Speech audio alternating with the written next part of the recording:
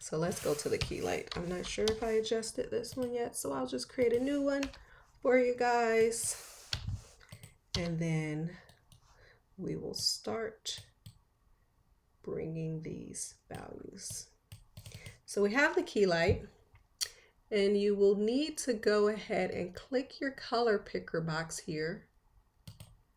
And then you select your color holding down the control key. So I'll select that color, and now let's view our Keylight. It's important to also turn off the picker once you're finished, just so you make sure that you're not changing your values after you already selected it. And so this is what we have so far from our Keylight. Now we can start moving some of these adjustments to clean this up. Let's just move some stuff around and see how it's working. So you just pay attention to your mat, pay attention to how things are looking when you're adjusting these things. And let's go to the screen mat. We'll bring that down. And there's some handy tools in there. For the Primatte, I went ahead and created this dilate and blur. For the Keylight, it actually has some of those tools right under the screen mat option. So let's see, if I want to fill in this mat a little bit more, I can start bringing my clip white values over. And then if I want to dilate it, so let's, I'm actually going to go ahead and channel merge this in so that I could see how it's working with my background. For now, I'll turn off these Primattes so we can focus only on how the Keylight is working as our core mat. So for now, we see the Keylight, it's coming to our edge, not as much as the Primatte did though. So it's actually doing a little bit better as a core mat, but it's still too far out. We don't really want it to be that far out. So let's see, we have the option here just to dilate it. So you can go out or you can go in. So then we start bringing it in so until we don't see it anymore. And then there's also, you can blur it. So let me bring this out so you can see. So you can go ahead and start blurring your, blurring right inside of the Keylight. So this, is one, tool and all type keyer, so that you're not doing everything outside of the keyer like you are here with the Primatte. So this one's also good. Now let's take a look at our mat though, so we can see how well it's working. So we still see we have some holes in there, and I can tell, let's bring this gamma down to check and see how our mat's looking. That whole table is going away. So we know overall, let's keep adjusting some of these values though and see, can we help our Keylight out a little bit more as our core mat. So not too much is changing. You could keep clipping this white value, but sometimes I just go ahead and create a new mat and channel merge that in, so I'm not having to play around with these values too much. Let's check again with our, let's go ahead and check again with our plate, so we make sure that our core mat is not affecting our edges. So you see it's filling in this face here, but it's not affecting our edges, so that's good. Now I think, let's check that cereal box. Okay, so you see some transparency here, but since we're going to use this, we're going to go ahead and use all three of these for our core mat. So you can use as many as you need to fill in everything. You don't have to try to get your full key with one keyer. You can use a combination of keys, and you can map them out in different areas, or you can merge them all together. So now let's take a look at how things are looking here. So yeah, we have a key here for our plate. So let's just go ahead and actually, if we want to, let's see what we can do about that table. That table's being a little tricky, isn't it? So let's just create a new Primatte. Well, we can just create a new Primatte for that. And this time we'll just focus on that area since we know that that area needs a little help. Let's just focus right in on that area. And we're gonna channel merge that in. So now when I'm picking my color, I'm gonna go ahead and pick a color down here near the table because that's where I want to make sure I'm grabbing. And then we'll clean this up. We'll hold down Control and Shift so we can clean it up a little faster.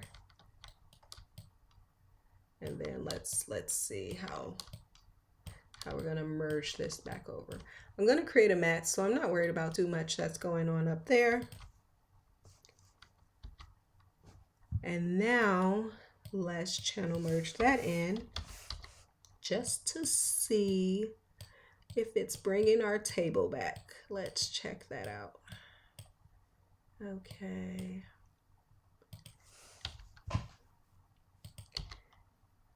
Yeah, we have that table edge, and then we can erode this a little bit. Maybe it doesn't need as much of an erode as we needed with the other parts of our plates. So that's why we want to, you know, key mix in as much as we need. So now we see it's also affecting the cereal box. So what I'm going to do is I'm going to create a mat for this, right? We want to just use the areas of our key that are working. So we will mat that out. And now we're only affecting the table and probably the guy, but we can see. Let's check his edges and make sure nothing. See, this is not affecting him too much. It is affecting this bowl. So if that became a problem, which it looks like it might be fine here, we could mask out that bowl. But for now, we definitely brought back a lot of that table edge. And we could go ahead and blur that too so that it blends in a little bit better. See that little tiny blend with the blur. And again, let's just add a blur to our roto so that we don't have an edge at some point. And let's look at our final image. So this is looking good. So as you can see, we had to go ahead and build up this mat. It wasn't just let's use this one and then that filled it all in. So that's totally fine. Piecing your mat together like a puzzle. And there we have it. So before I finish this demo, I do just want to quickly go over some of the de-spill options.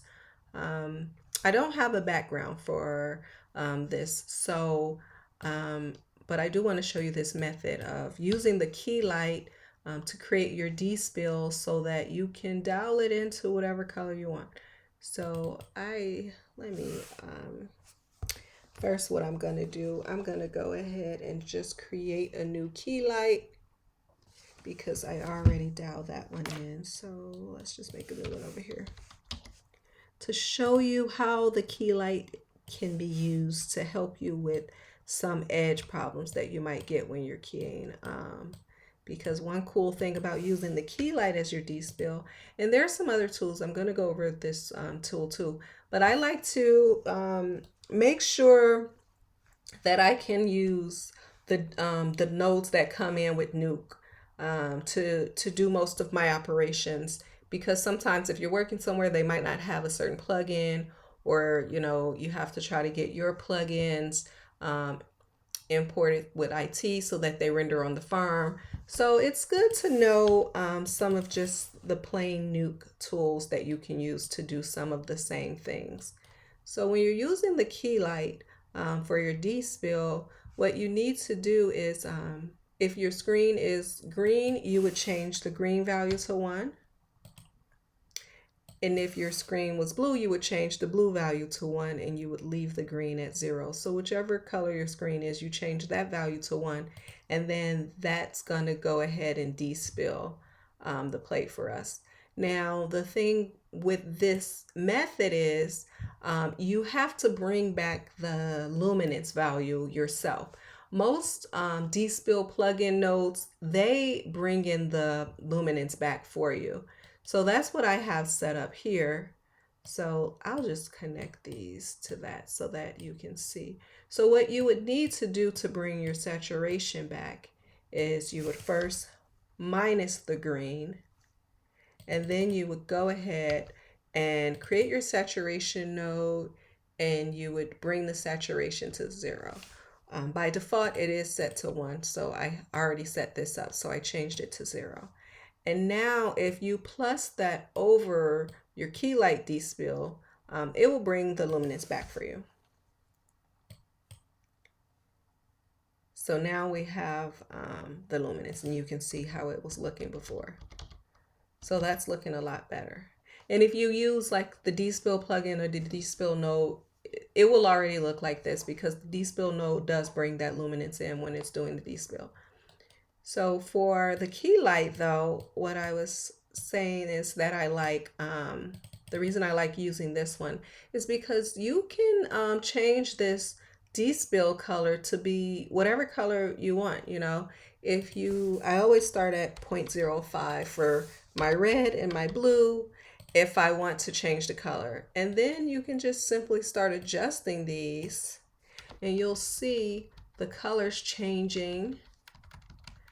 And you can, you know, try to match this to whatever color your background is going to be. So it's still only despilling the background. It's not affecting the whole plate. And you're getting, well, if you go too far, it will start affecting the whole plate. But for now, with these small adjustments, again, this just depends on what color your background is. And if you're having trouble adjusting the color of your despill to match your background with any of the plugins, you could go ahead and use this method, and you could just start trying to find a value that's closer to the color of your background using the Keylight. So there we have it. And here I just have just a standard despill plugin. And again, they're just some values that you can adjust. You can adjust the gain and things like that. But overall, with your despill, whatever your background is, you would try to get your despill closer to that value. You don't want to affect the plate too much though. You want to make sure you're only adjusting the green from the plate with your despill. And there we have it, the keying tools in Nuke. So we went over most of the keying tools. And again, if you have any questions or any requests, leave them in the comments section, and I'll be sure to try to get a demo out for you. Actually, before we finish up here, I do want to show you guys a couple more things. First, we didn't talk about the actual keyer node. So let's take a quick look at this. So this is just the regular keyer node. So usually when I'm using this node, I'm checking to see if I want to key for my channel. So this is my red channel. So I'm not so often with green screens, but if you sometimes need to pull a key from a plate that doesn't have a green screen, or even with the green screen, if you're trying to fill in your alpha matte in certain areas, you can cycle through your red, green, and blue channel to see which channel is giving you the most contrast, and that will actually be a good channel to use for your keyer. So for now, we saw the red channel was pretty much black and white. Now we can also look at this keyer and just look through the luminance. So by default, when you create a new keyer, it is set to luminance. So if we have the luminance, we just can go ahead and press the A key on our keyboard to view the alpha, or we can go up here and change it to alpha so we can see how the alpha channel is looking. And since there isn't a lot of contrast, we know that we can't key the luminance, because let's just go ahead and take a look at what starts happening. All the color values are a little bit too similar. So when you're trying to pull a key from this, you're not really going to get a good key. So usually we check to see which channel has the most contrast, and we key that channel. So we know that the red channel has the most contrast. So what we'll do is we'll go ahead and change this to red here. So now we can, when we go back to our alpha channel, now the red channel is in the alpha channel, and then we could start keying that. And as you can see, it's already pretty much black in those areas before we even make any adjustments. So we could just go ahead and bring that down, and then we could start bringing this up. And now we're actually pulling a relatively good matte just from this, from the red channel, since there was so much contrast in that channel. So you can also use the keyer node if you need to key something and you have a channel that has a lot of contrast. You'll just switch the keyer to whichever channel that is. So you have the red, green, and blue channel. You can also key the green screen with this. So let's go to green screen since we have a green screen. And let's see what happens when we start making adjustments. So even the red channel for this image, the red channel is actually doing a better job of pulling that key with this keyer node. So we don't want to, and let me just make sure, let's create a new keyer just to check and make sure we're seeing things correctly.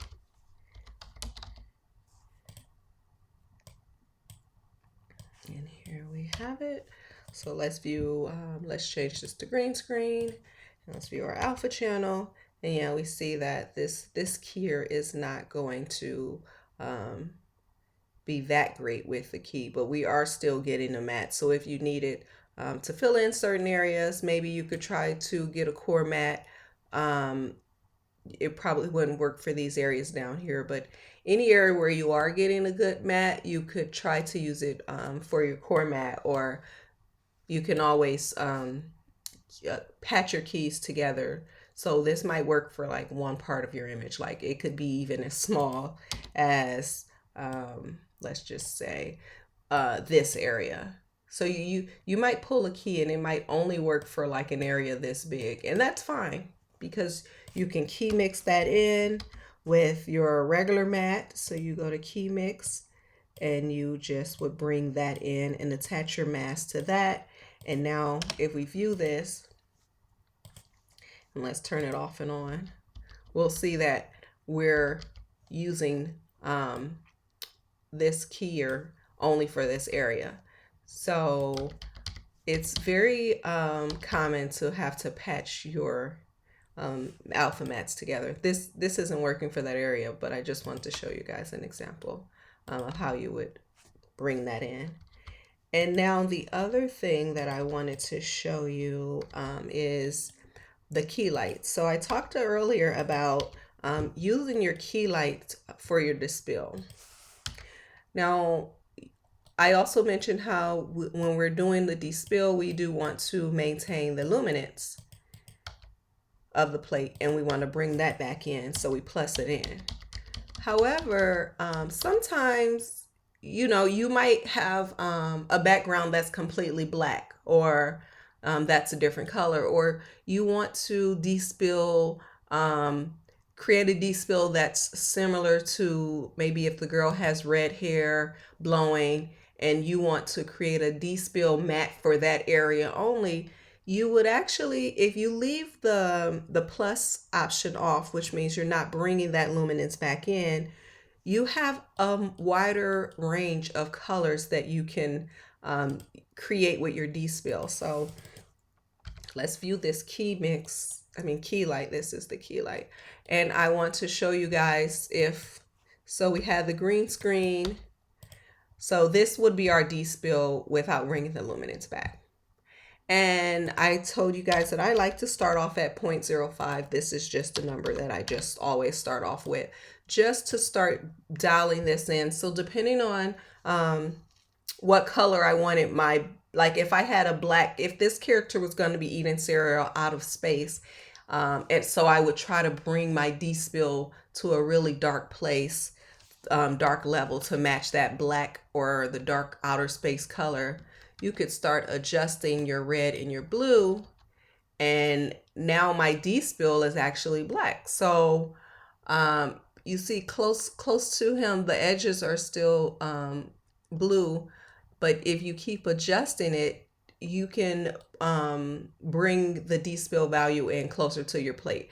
And you can use this for targeted areas. So like I said, let's say we wanted our D-spill to match the color of his hair.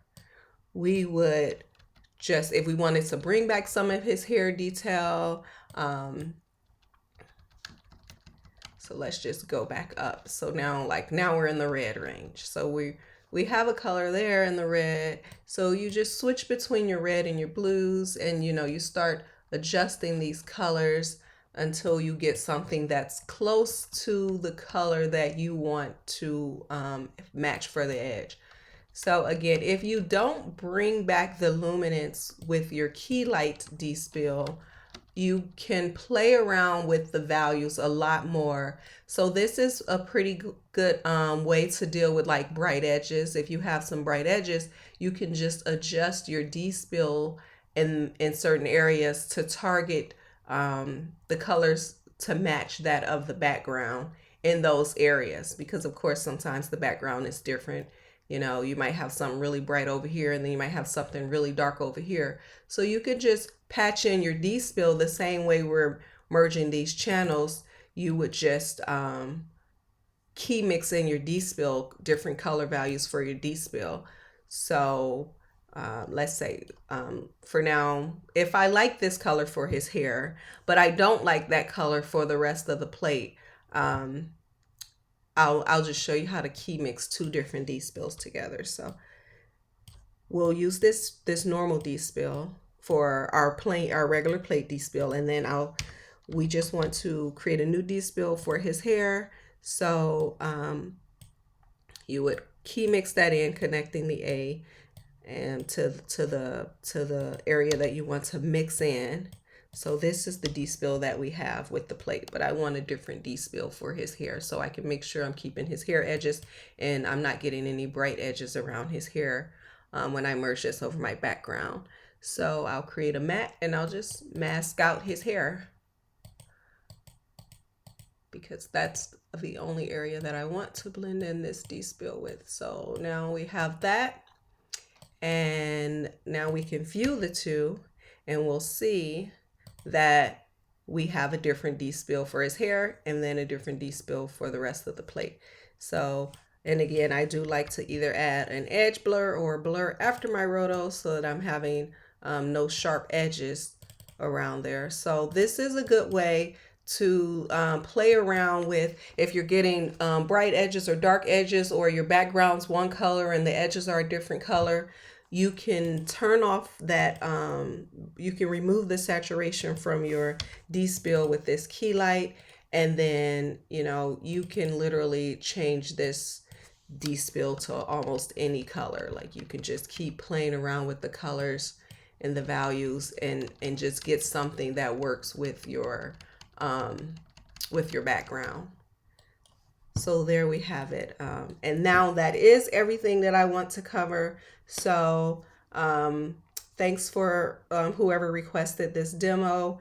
I'm glad that I can help, and I hope that it was helpful. Let me know if you have any questions or if you need anything else described in further detail. Someone did request that I try to make the footage available.